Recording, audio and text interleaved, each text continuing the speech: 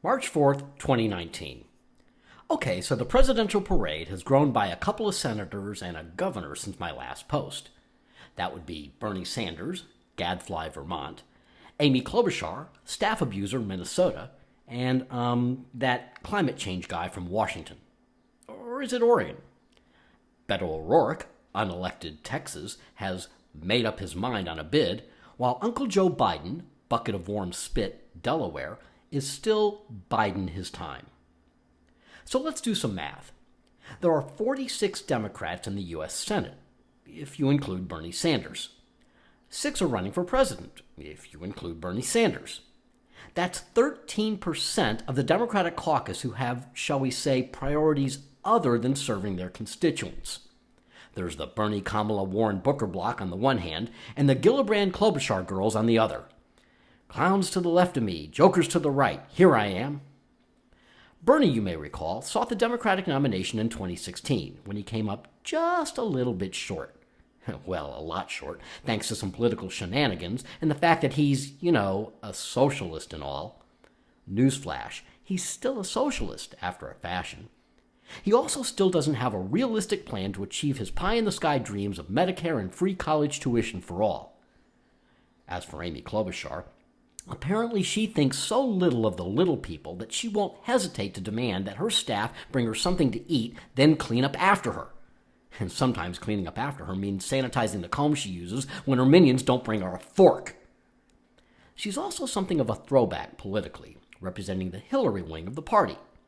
Now, I don't have a problem with a more moderate voice in a race that features a bunch of other folks all trying to out-Bernie Bernie. But Senator Klobuchar doesn't seem to have the oratorical skills of a Bill Clinton, let alone a Barack Obama. Kind of hard to see how she'll capture the hearts and minds of the primary electorate, but who knows? As for 2 of the other senators in the mix, both Kamala Harris and Cory Booker claimed that Jussie Smollett's attack was, quote, a modern-day lynching. Of course, it turns out that the attack on Smollett was probably a hoax perpetrated by an insecure, desperate-for-attention B-list celebrity.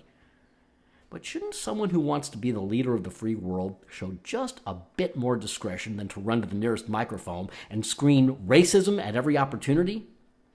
This knee-jerk posturing is especially troubling coming from Harris, a former prosecutor who should know enough to keep her powder dry, rhetorically, until all sides of the story can be told. I submit that the words and ultimate backpedaling from Booker and Harris betray a lack of judgment and demeanor that may be disqualifying for the office. Come on, Dems, aren't you better than that? Maybe not, at least if none of the above can inspire a wary electorate with something other than platitudes and paeans to that old-time liberal gospel. The last 2 Democratic presidents, Clinton and Obama, did exactly that, kinda. And regardless of how effectively he governed, at least Obama could talk a good game and make us want a better future. Shortly after Inauguration Day 2009, I lamented the fact that the D's had a thin bench. Unfortunately, they haven't managed to build much of a farm system in the decades since. Hey, it's spring training. A baseball metaphor really isn't out of place now, is it?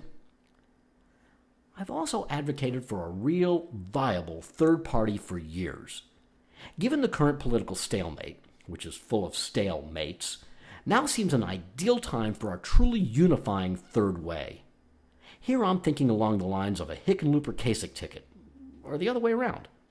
Give me a couple of former governors who actually worked with members of the other party, as opposed to merely reaching across the aisle, and maybe we can stop yelling at, demonizing, and vilifying each other long enough to come up with real solutions to the challenges we face. Who's with me?